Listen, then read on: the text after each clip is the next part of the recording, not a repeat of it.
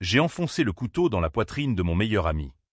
Sentant la lame racler contre ses côtes, comme un murmure de vérité longtemps étouffé. Sa femme, Élise, a hurlé si fort que les vitres de notre appartement parisien ont tremblé. Mais je n'ai pas détourné les yeux, pas une seconde. Ce n'était pas un meurtre impulsif. C'était le premier acte d'une vengeance que j'avais mijotée pendant 10 ans. Et qui allait me consumer jusqu'à l'os. Paris. Cette ville des lumières qui cache tant d'ombre. M'a vu naître et me détruire. J'étais Antoine Duval. Un modeste employé de banque dans le 7e arrondissement. Un homme banal avec un secret qui pesait comme un boulet de canon. Tout a commencé par une trahison si profonde qu'elle a remodelé mon âme en un labyrinthe de rancune. Mais laissez-moi vous emmener au début. Là où l'innocence se noie dans le vin rouge et les mensonges. Le sang coulait encore sur le parquet ciré quand j'ai entendu les sirènes au loin. Un hurlement strident qui se mêlait au chaos de mon esprit. Pierre. Mon frère de cœur depuis l'université Sorbonne. Gisait à mes pieds. Les yeux vitreux fixés sur le plafond haussmannien, comme s'il implorait un pardon divin qui ne viendrait jamais. Élise s'est effondrée contre le mur. Ses ongles griffant le papier peint fleuri. Murmurant, pourquoi? Antoine, pourquoi? Comme une litanie brisée. J'ai essuyé la lame sur ma chemise. Calmement. Et j'ai répondu, parce que tu l'as laissé faire. Élise. Parce que vous m'avez tous les deux enterrés vivants. 10 ans plus tôt. J'étais un jeune diplômé en finance. Plein d'ambition et d'illusions. Paris bruissait d'énergie, les cafés de Saint-Germain-des-Prés débordaient de rire. Les bords de Seine scintillaient sous les réverbères. Et moi, Antoine. Je venais de décrocher un poste prometteur à la BNP Paribas. Pierre était mon ombre fidèle. Mon colocataire dans un petit appartement du Marais. Avec ses murs lézardés et son escalier en colimaçon qui grinçait comme un avertissement. Nous avions partagé tant de choses, les nuits blanches à réviser pour les examens. Les verres de Bordeaux volés dans la cave de son père. Diplomate en retraite. Et même les cœurs brisés par des amours fugaces. Élise est entrée dans nos vies comme une bourrasque printanière. Elle était mannequin pour une petite maison de couture place Vendôme. Avec ses cheveux châtains cascadants comme la Loire en crue et des yeux verts qui promettaient des secrets inavouables. Nous l'avons rencontrée lors d'une exposition au Louvre. Devant un Monet qui peignait les nymphéas comme des rêves liquides. Pierre l'a draguée en premier. Avec son charme irrésistible de fils de bonne famille. Citant Baudelaire pour la faire rougir. Moi, je suis resté en retrait. Admiratif. Un peu jaloux peut-être. Mais content pour lui. Bientôt. Elle est devenue notre 3e larron. Partageant nos dîners tardifs et nos confidences avinées. C'est lors d'une de ces soirées que le poison s'est insinué. Nous étions ivres de Chianti et de philosophie. Discutant de Nietzsche sous la pluie fine qui tambourinait sur les tuiles. Pierre. Exalté. A lancé l'éternel retour. Mes amis. Et si nous devions revivre chaque instant pour l'éternité? Élise a ri. Posant sa tête sur mon épaule. Un geste innocent. Pensais-je. Mais Pierre a vu. Et dans ses yeux. J'ai lu une lueur que je n'ai pas su décrypter. La jalousie. Ou pire. Le calcul. Le lendemain. Tout a basculé. J'ai été convoqué au bureau du directeur. Un homme au visage de pierre taillé dans le granit normand. Antoine. Nous avons des irrégularités sur votre compte. Des transferts non autorisés vers des paradis fiscaux. 500 000 €. Mon monde s'est effondré comme un château de cartes sous le vent de la Gironde. Je n'avais rien fait. Mes logs étaient impeccables. Mes transactions limpides. Mais les preuves étaient là. Des emails falsifiés avec ma signature numérique. Des IP tracés jusqu'à mon ordinateur personnel. Pierre m'a soutenu. Bien sûr. C'est un coup monté. Mon vieux. Quelqu'un t'en veut. Élise pleurait sur mon épaule pendant les interrogatoires de la police financière. Jurant qu'elle me croyait innocent. Nous avons passé des nuits à fouiller les archives. À décortiquer les flux bancaires sous la lueur bleue de l'écran. Et puis, un soir, j'ai trouvé une faille dans le système. Un backdoor codé par un expert. Pierre, avec son double diplôme en informatique de l'école polytechnique, avait accès à tout. Mais non, impossible. C'était mon frère. La justice française, impitoyable dans sa lenteur, m'a condamné à 10 ans de prison ferme pour fraude aggravée.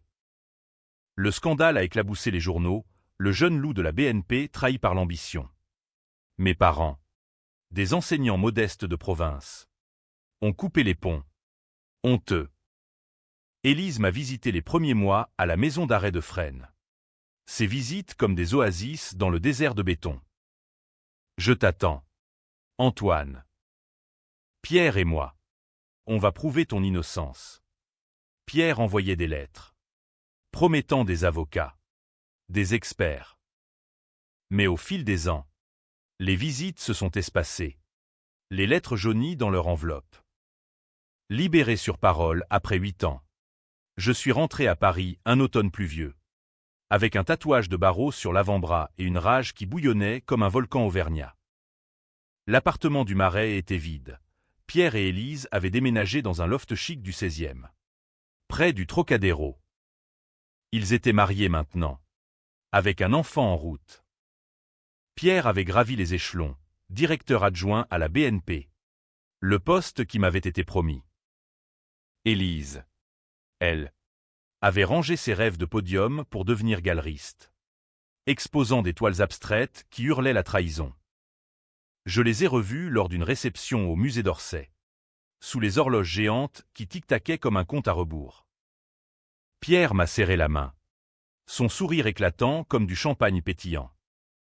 Antoine, mon vieux, tu as l'air reposé. Élise a rougi, évitant mon regard, sa main posée instinctivement sur son ventre arrondi. Nous avons trinqué au bon vieux temps. Mais sous la surface, les courants étaient traîtres. Cette nuit-là, seul dans une chambre d'hôtel minable près de la gare de Lyon, j'ai ouvert mon ordinateur portable, un cadeau de ma sœur, la seule qui m'avait soutenu. J'ai hacké les serveurs de la BNP, utilisant les failles que Pierre lui-même avait négligemment laissées. Et là, les dossiers, des transferts identiques, mais signés de son nom. Il s'était servi de moi comme bouc émissaire pour couvrir ses propres malversations. Un détournement de fonds pour financer son ascension fulgurante. Élise savait. Des emails chiffrés. Des rendez-vous secrets à l'hôtel Lutetia. Elle avait même aidé à falsifier les preuves. Par amour pour lui. Ou par peur du scandale. La rage m'a submergé comme la Seine en crue. Mais je n'ai pas appelé la police. Non. La loi m'avait déjà volé 10 ans. C'était à moi de rendre la justice. J'ai commencé par les petites vengeances, des fuites anonymes dans la presse people. Des rumeurs sur la fidélité d'Élise qui ont fait jaser les salons parisiens. Pierre a pâli lors d'un dîner chez Maxim's. Quand un journaliste a glissé « des squelettes dans le placard ». Monsieur Duval. Mais ce n'était que l'appétit. Le vrai festin venait. J'ai infiltré leur vie, devenant l'ombre qui murmure. Un soir, je les ai invités chez moi, dans un bistrot anonyme de Belleville, sous prétexte de réconciliation. Le vin coulait, rouge comme le sang à venir. Pierre, arrogant, a laissé échapper. Tu sais, Antoine, la prison t'a changé. Tu as ce regard. Hanté. Élise a touché ma main. Un geste de pitié qui m'a brûlé. C'est là que j'ai posé la question fatidique. Et si je te disais que je sais tout? Son rire a sonné faux. Comme un vin frelaté. Mais ses yeux, oh! Ses yeux, ont trahi la panique. La nuit s'est terminée par une promesse. On en reparle. Mon frère. Frère. Le mot m'a fait vomir. Les mois suivants ont été un ballet de manipulation. J'ai saboté l'exposition d'Élise, faisant disparaître une toile clé volée par un complice payé au black. Pierre a vu son bonus fondre comme neige au soleil. Grâce à des audits internes que j'avais orchestrés via un contact en prison. Ils se disputaient. Je le savais, des appels anonymes que je passais, déguisant ma voix en écho du passé. Puis, le coup de grâce. J'ai falsifié des documents pour les faire accuser de blanchiment. Mais pas pour la police, pour leur propre banque. Pierre a été suspendu. Élise interrogée. Leur monde s'effritait. Pierre par pierre. Comme la tour Eiffel sous un séisme imaginaire. Mais Pierre, ce serpent, a contre-attaqué. Il m'a confronté dans un café du quartier latin. Sous la pluie battante. Tu crois que je ne sais pas? Antoine, tes petits jeux. Arrête. Ou je te renvoie en tôle pour de bon. Sa voix était un sifflement. Ses yeux de lame.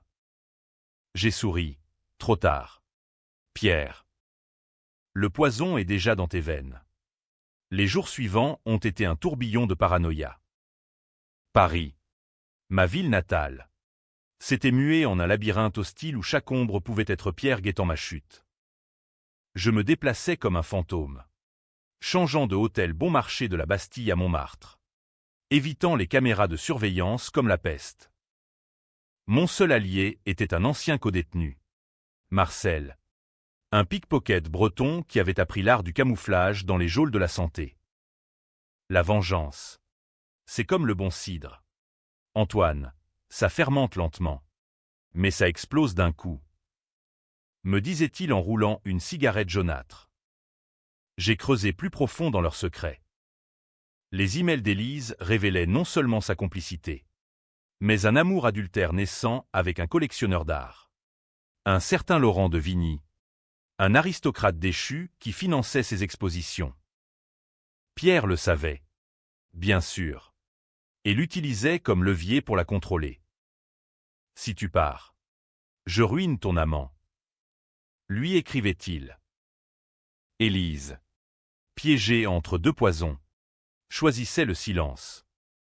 Quant à Pierre, ses malversations allaient plus loin. Un réseau de pots de vin avec des oligarques russes.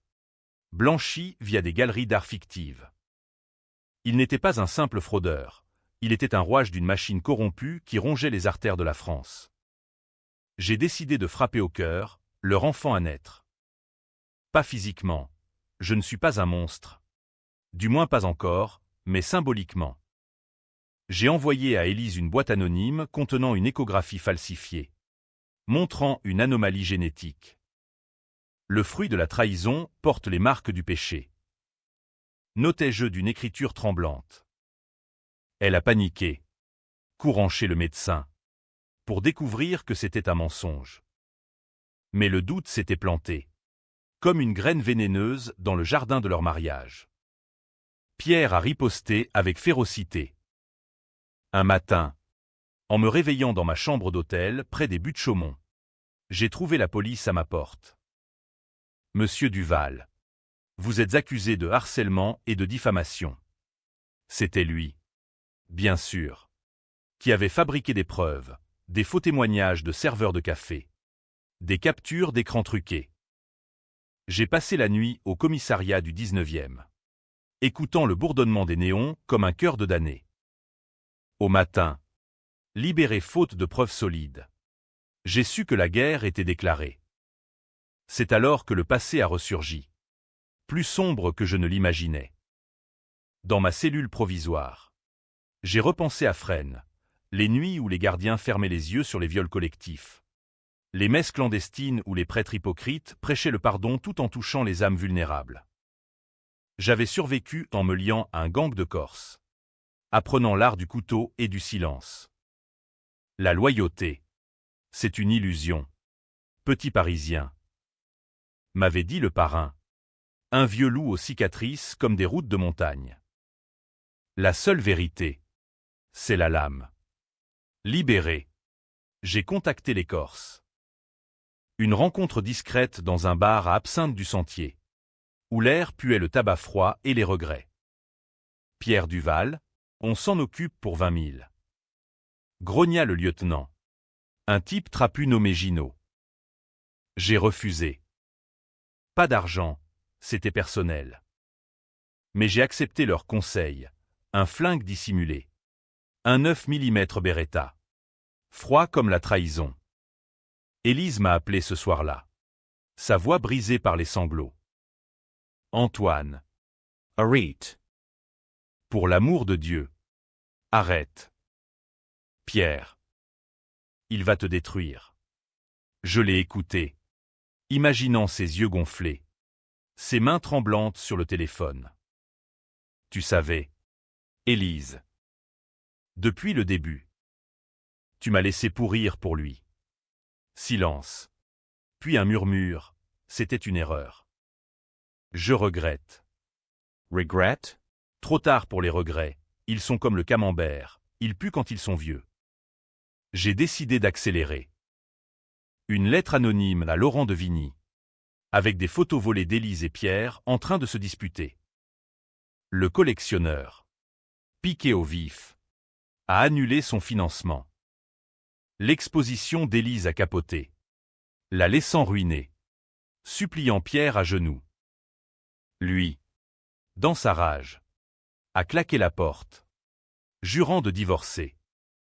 Leur union, ce château de sable, s'effondrait sous les vagues de mes manipulations. Mais Pierre était rusé, un caméléon de la haute société.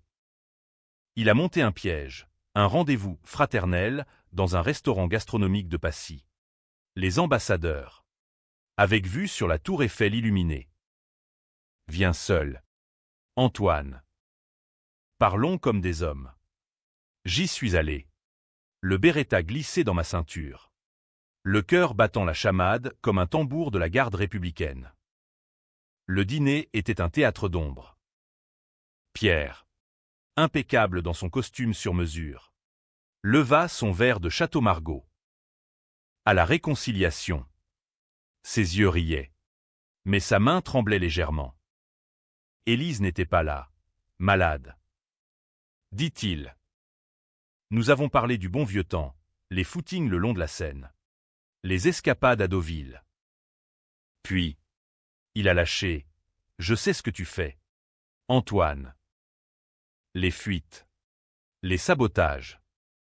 C'est pathétique. J'ai souri. Pathétique? C'est toi qui m'as vendu pour un strapontin. La tension montait comme la sauce dans une casserole. Il a sorti un dossier, des preuves contre moi. Vrai cette fois, des enregistrements de mes appels aux Corses. Des traces bancaires pour payer Marcel. Un mot de moi à la PJ. Et tu repars pour 20 ans. Chantage pur. À la française, élégant. Impitoyable. J'ai senti la sueur perler sur mon front. Le goût métallique de la peur. C'est alors qu'il a ri. Un ricanement qui a fait frissonner les serveurs. Tu es fini. Antoine. Complètement fini. Il a posé son badge de la BNP sur la table. Comme un défi. Et a demandé au sommelier d'expliquer les millésimes, un geste anodin. Mais symbolique, il me narguait avec son pouvoir retrouvé. J'ai sorti le couteau de ma poche. Un cran d'arrêt corse. Et l'ai planté dans la table. Entre nous. Explique-moi plutôt tes serveurs russes. Pierre. Ceux qui ont avalé mes années.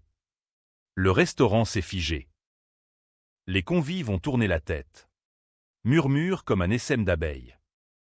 Pierre a pâli. Mais son sourire est revenu. Tordu. Tu bluffes. Non. J'ai glissé une clé USB sous son assiette. Les preuves complètes. Prête à être envoyée à la presse. Choisis, la prison. Ou la ruine sociale. Il a pris la clé. Les doigts tremblants. Tu veux quoi? Au juste. La vengeance. Bien sûr. Mais plus, la vérité. Avoue. Devant Dieu et ses bourgeois. Dis que tu m'as trahi. Il a hésité, jetant un œil à la tour Eiffel qui clignotait comme un œil moqueur. Puis, dans un souffle, d'accord. Mais pas ici. Nous sommes sortis.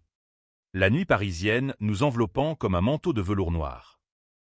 Direction son loft. Pour sceller le pacte. Dans la voiture. Un taxi Mercedes qui puait le cuir neuf. Il a comploté. J'ai vu son reflet dans le rétroviseur. Appel discret à un ami à la préfecture. Le piège se refermait. Arrivé au 16e. L'ascenseur a monté en silence. Nos respirations lourdes comme des confessions. Élise nous attendait. Pâle comme un fantôme de la comédie française. Qu'est-ce qui se passe? Pierre l'a ignoré, me guidant vers le salon avec vue sur les lumières de la ville. Assieds-toi. Antoine. Parlons. C'est là que j'ai vu le fusil de chasse. Posé nonchalamment sur le manteau de la cheminée, un reliquat de chasse à courre en Sologne. Son ami? Un flic corrompu. Sans doute. La trahison. Encore. J'ai ri. Amèrement. Tu n'apprends jamais. 1. Le salon du loft était un sanctuaire de luxe imposteur, meuble design de chez Roche-Beaubois. Tapis persan qui étouffait les pas. Et un bar en acajou rempli de whisky single malt qui coûtait plus cher que mon loyer annuel. Élise s'est pelotonnée dans un fauteuil. Les yeux rougis, caressant son ventre comme un talisman fragile. Pierre, feignant la nonchalance, a versé 3 verres de cognac. L'air de chez Hennessy XO. Ambré comme l'ambition. À la vérité. A-t-il toasté? Sa voix suave masquant le venin. J'ai bu, sentant le feu descendre dans ma gorge, ravivant les braises de ma haine. Parle. Pierre. Dis-lui tout. Il s'est assis en face de moi, croisant les jambes avec l'élégance d'un dandy faustien. Élise a froncé les sourcils. Tout quoi? Le silence s'est étiré, tendu comme une corde de violon avant la cassure. Antoine pense que je l'ai piégé. Il y a 10 ans.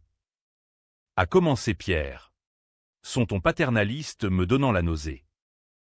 Une histoire de fraude bancaire. Ridicule. J'ai claqué la clé USB sur la table basse en verre. Ridicule? Montre-lui les fichiers. Alors. Les transferts. Les backdoors. Ton petit réseau avec les Russes. Élise a pâli, tendant la main vers la clé.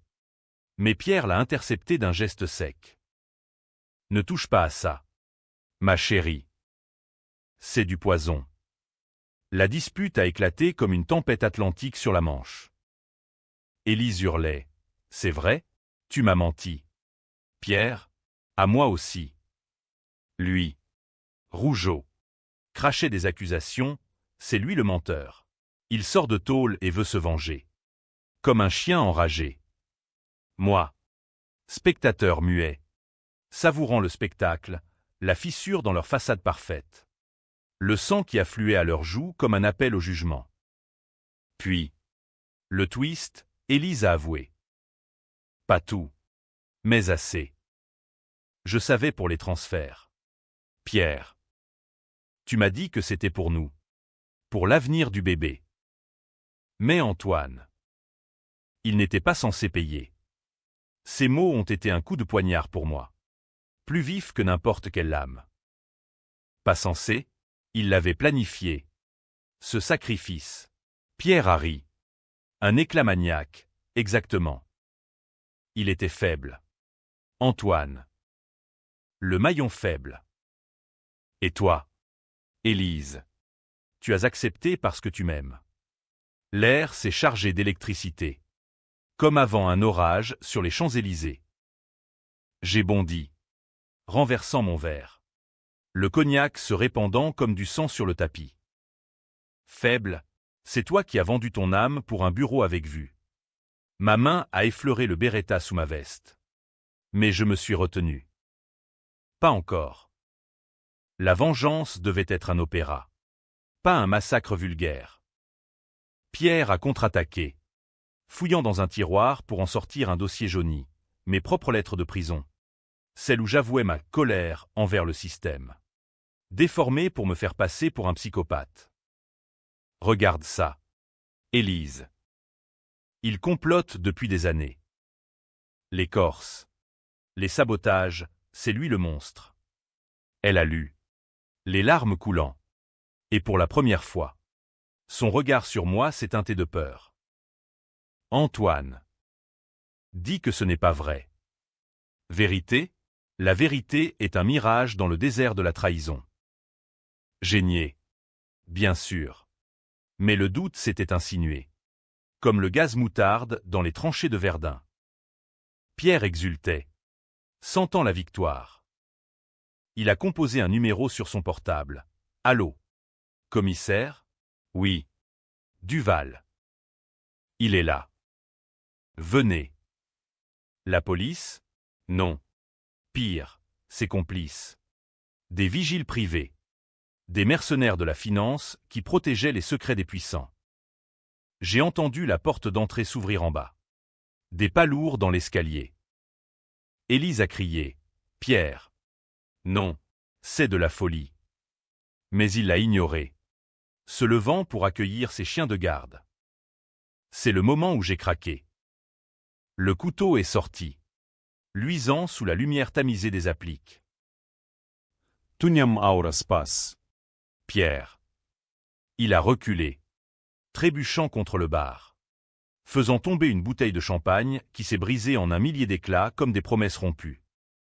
Élise s'est interposée, les bras écartés, arrêtée, pour l'enfant. Les vigiles ont surgi. 2 brutes en costard. Tatouage dépassant des cols. Lâchez l'arme. Monsieur. Mais Pierre a hurlé, prenez-le vivant. Je veux qu'il souffre. La bagarre a été chaotique. Un balai de pointe et de jurons dans le luxe étouffant. J'en ai assommé un d'un coup de coude. L'autre m'a plaqué au sol. Son genou sur ma nuque comme un étau. Élise pleurait. Pierre riait. Un rire dément qui résonnait dans le loft comme un glas. Puis, le calme avant la tempête, les sirènes. Lointaines mais approchantes. Quelqu'un avait appelé les flics vrais. 7 fois. Pierre a pâli. Merde. Elise. Elle. Le téléphone à la main. Secouant la tête. Je ne pouvais plus. Pierre. C'est fini. Les menottes ont cliqueté autour de mes poignets. Froides comme la Seine en hiver. Emmené au poste. J'ai vu Pierre interpellé aussi. La clé USB scellée comme preuve. Elise. Interrogé séparément. A craqué. Confession en cascade.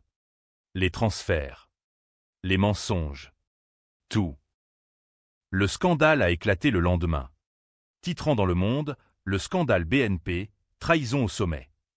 Mais la vengeance n'était pas assouvie. En cellule. Attendant le procès. J'ai appris le twist, Élise était enceinte. Non de Pierre. Mais de moi. Une nuit d'ivresse. 10 ans plus tôt. Avant le piège. Quand elle et moi avions partagé un baiser volé pendant que Pierre dormait. Le bébé? Le mien. Pierre l'avait su. Et l'avait utilisé pour me briser davantage. En me laissant gober le mensonge de leur union parfaite. La rage s'est muée en quelque chose de plus sombre. Un deuil pour l'enfant que je n'aurai jamais. Le procès a été un cirque médiatique. Avec Pierre clamant son innocence. Élise oscillant entre nous comme une girouette au vent. Les juges. Ces gardiens impassibles de la République. Ont condamné Pierre à 15 ans. Moi à 2 pour agression. Élise, libérée sous caution. Mais brisée. Avortant en secret le fruit de notre péché. Sortie après 1 an. Paris m'a accueilli avec indifférence. Ces boulevards haussmanniens indifférents aux âmes perdues. J'ai erré. Ombre parmi les ombres. Hanté par le fantôme de cet enfant. La vengeance avait gagné. Mais à quel prix? Pierre pourrissait à Poissy. Élise s'était évaporée en Provence. Vendant ses galeries pour un monastère anonyme. Pourtant, le dernier acte se préparait. Une lettre d'elle, Antoine. Pardonne-moi. Le bébé. C'était le tien. Viens me voir. Un piège ou rédemption? J'ai pris le train pour Avignon. Le cœur serré comme un poing. Le TGV filait à travers la campagne provençale. Un ruban d'argent sous un ciel d'azur impitoyable. Comme si le midi se moquait de mes tourments parisiens. Avignon. Cité des papes avec ses remparts ocres et ses vents chauds qui portaient l'odeur des lavandes fanées. M'a semblé un exil ironique, la ville des splendeurs médiévales pour un homme ruiné par la trahison moderne. Élise m'avait donné rendez-vous au Palais des Papes. Ce monolithe gothique qui dominait la ville comme un juge silencieux. Je l'ai vu de loin. Silhouette frêle sur la place du Palais. Enveloppé dans un châle de laine malgré la tiédeur automnale. Ses cheveux, autrefois cascadant libres, étaient noués en un chignon sévère. Et son visage, haut. Son visage portait les stigmates du remords, cerne profond. Lèvres pincées comme un frublette. Antoine, a-t-elle murmuré en m'approchant. Sa voix un filet de vent dans les ruelles pavées. Pas d'accolade, juste un regard, chargé de tout ce que les mots ne sauraient dire. Nous avons marché en silence vers le rocher des Dons, le jardin suspendu où les cyprès montent la garde comme des sentinelles éternelles. Là, sous un banc de pierre usé par des siècles de confession, elle a tout déballé. Le bébé. Je l'ai perdu après le procès. Stress, disent les médecins.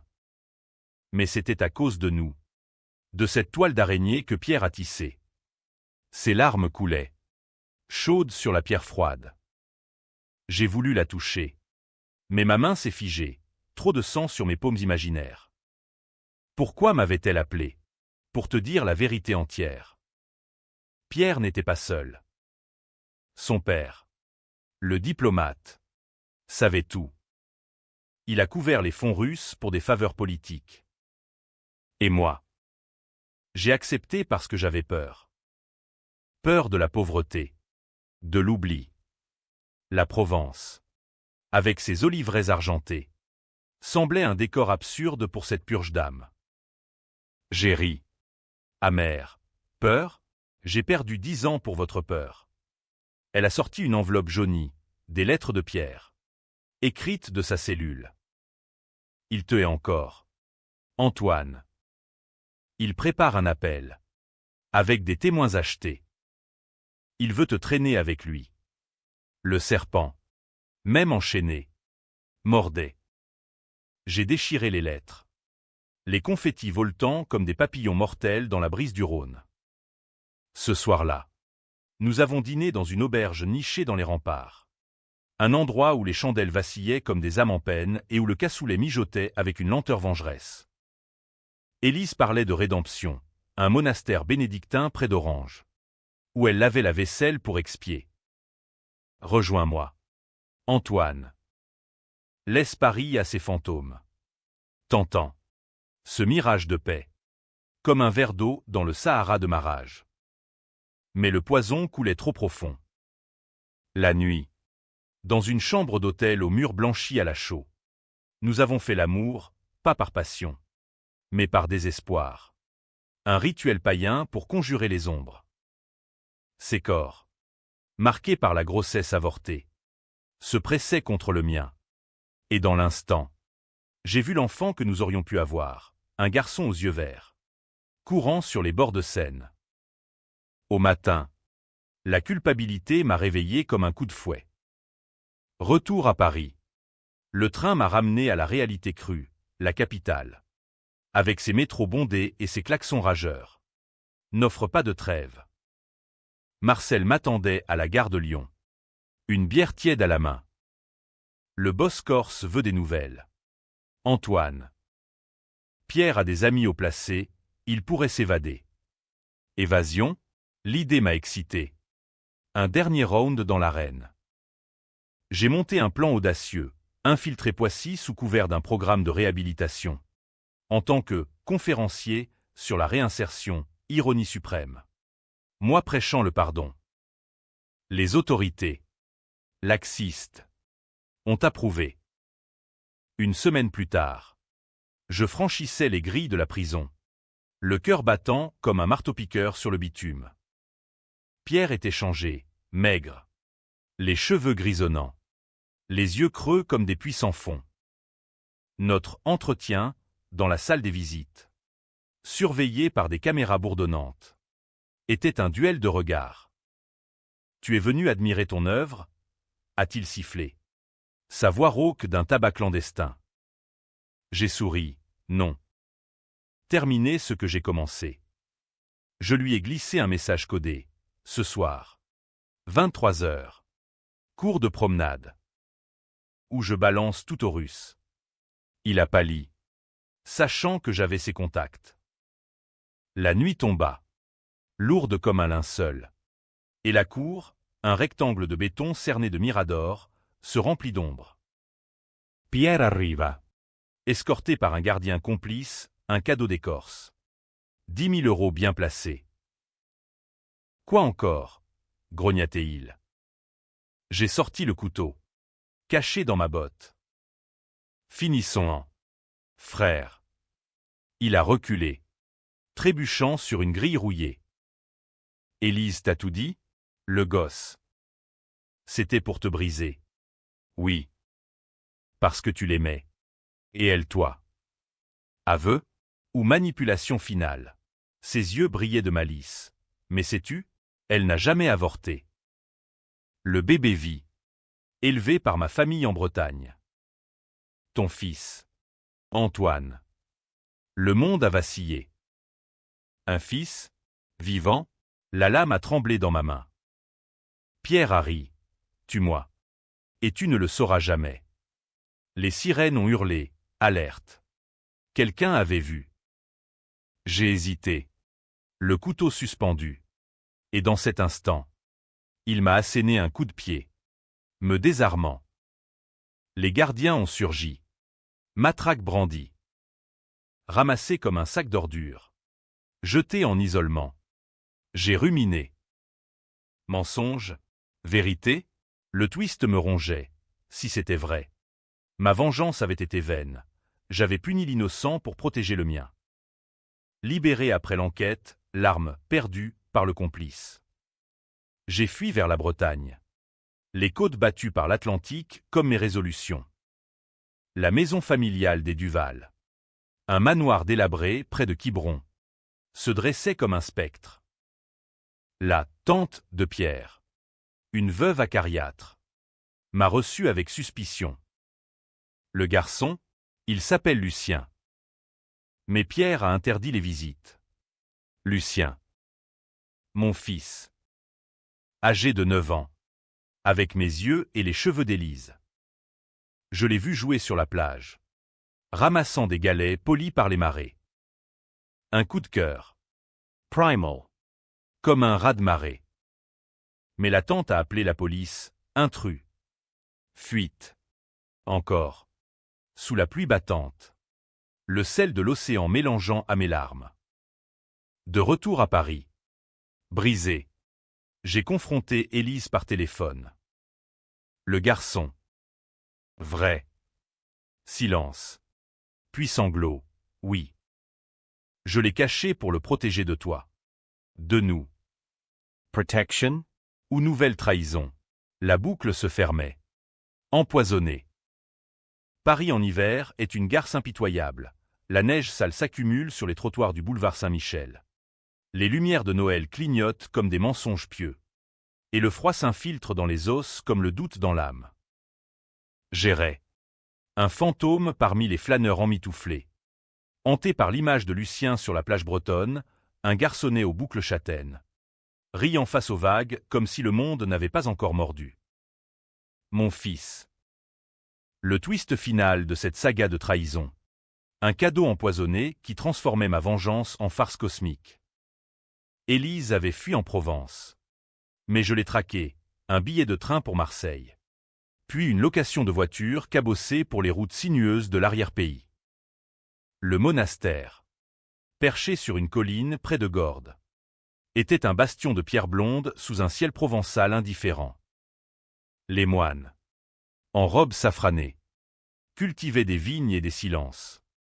Mais Élise était là, agenouillée dans la chapelle, murmurant des Ave Maria qui sonnaient faux à mes oreilles. Antoine. a-t-elle soufflé en me voyant à l'entrée. Sa robe de novice tachée de terre. Pas de fuite cette fois. Elle m'a guidé vers un jardin clos, où les rosiers taillés évoquaient des épines prêtes à piquer. Lucien. Il est en sécurité. Pierre ne sait même pas que tu sais. Mensonge pieux, ses yeux. Ses yeux verts qui m'avaient ensorcelé jadis. Imploraient maintenant la paix. Laisse tomber. Antoine. La vengeance nous a tous tués. Tués? Oui. D'une certaine façon. Pierre croupissait encore à Poissy. Son appel rejeté par un juge incorruptible, un rare miracle de la justice française. Ses complices russes avaient été extradés. Leurs empires de blanchiment effondrés comme un château de Luberon sous avalanche. Moi, acquitté pour l'incident de la prison. Mais marqué à vie. Un paria que les anciens collègues évitaient comme la peste bubonique. Pourtant, le vide persistait. Un gouffre plus profond que les catacombes sous Montparnasse. Et si je le veux? Élise, mon fils. Elle a secoué la tête. Larmes perlant comme rosée sur les pétales. Il croit Pierre son père. Et toi?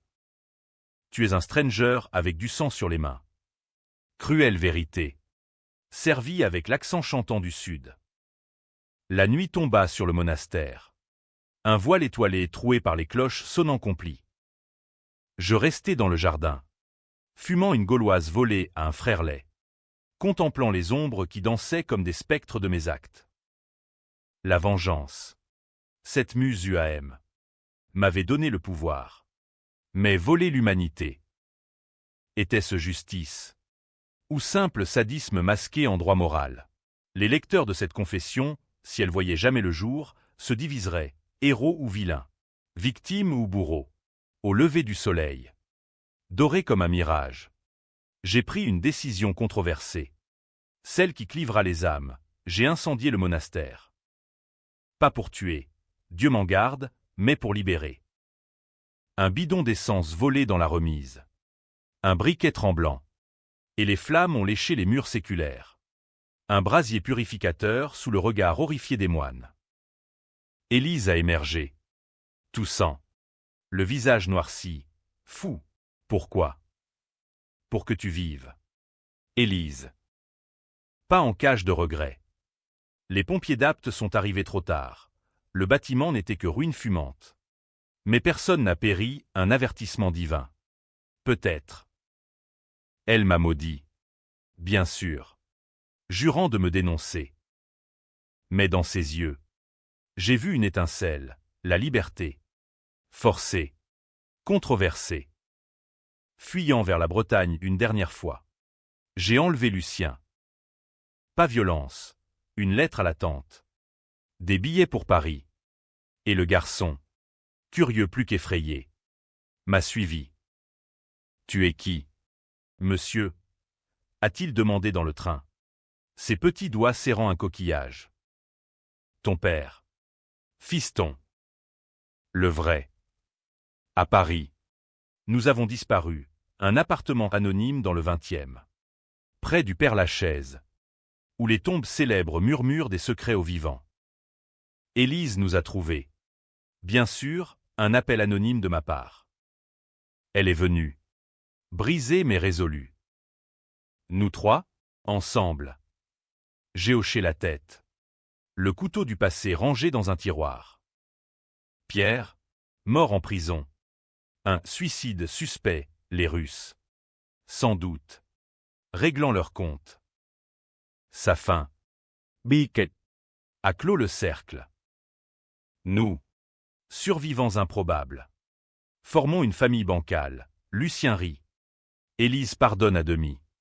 Et moi, je guette les ombres, sachant que la vengeance n'en finit jamais vraiment. Était-ce un happy end ou une illusion fragile, prête à s'effriter comme un croissant rassis? À vous de juger. Lecteur. Dans l'ombre de la vengeance, la lumière est toujours ambiguë.